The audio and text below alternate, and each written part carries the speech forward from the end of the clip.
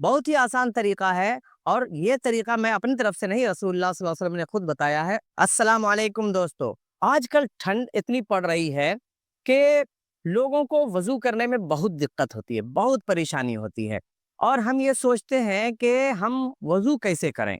क्योंकि अगर हम वज़ू करते हैं तो ठंड लगती है, कुछ इलाके तो बहुत ठंड के होते हैं, जैसे कश्मीर के इलाकों में ठंड बहुत पड़ती है।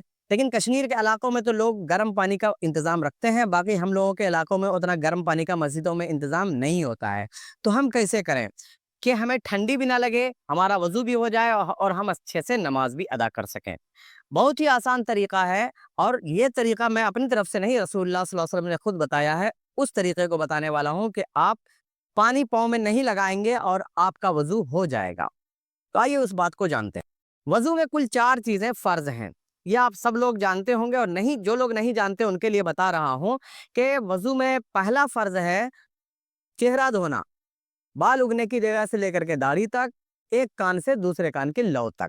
ये पूरा एरिया जो बनता है ये चेहरा है, इसको धोना फ़र्ज़ है। दूसरा है हाथ को कोहनियों तक या कोहनियों समेत कोहनी मिला करके धोना, ये फ़र्ज़ है दोनों हाथों को। तीसरा फ़र्ज़ है सर का मसाह करना, चौथाई सर का मसाह करना, ये फ़र्ज़ है।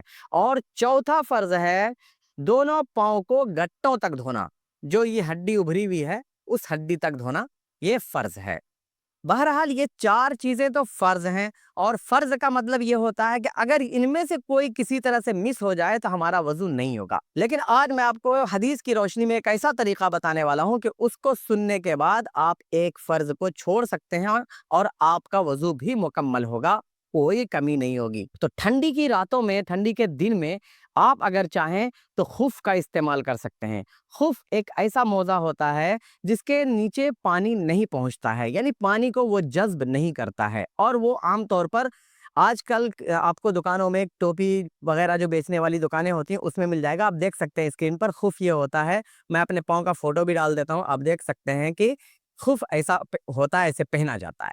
तो खुफ़ को अगर आप पहन लेते हैं, तो अब उसमें 2 कंडीशन होती है, या तो आप खुफ़ पहने हुए मुसाफ़िर हैं या फिर घर पे हैं, जिसको मुक़ीम कहते हैं।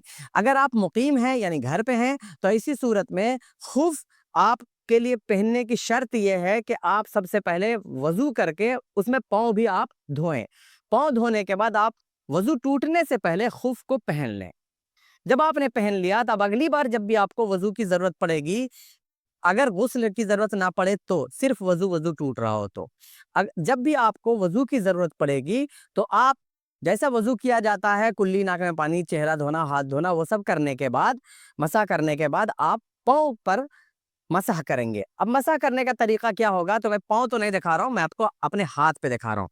जैसे ये पाँव की जो उँगली है, तो उँगली की तरफ से सबसे पहले दाहिने पाँव को दाहिने हाथ से मसह करना है। अब मसह पाँव के पेट यानी पीछे निचले हिस्से को नहीं करना है, बल्कि ऊपर वाले हिस्से पे करना है। दाहिना हाथ है, उसकी ये 3 उँगलियाँ लेना है और उससे पाँव की उँगली की तरफ से ऐसे ऊपर की तरफ इतनी लकीर लंबी खींच देना है कि 1 उँगली के बराबर की लकीर हो जाए। बस इतना काफ़ी है। इतना आपने खींच दिया, आपका एक पाँव धोना हो गया। इसी तरह से बाएँ हाथ की 3 उँगली से बाएँ पाँव की 3 उँगली ऐसे ऊपर पीठ की तरफ ऐसे 3 उँगली के बराबर आपको लकीर खींच देना, यानी मसाह कर देना है।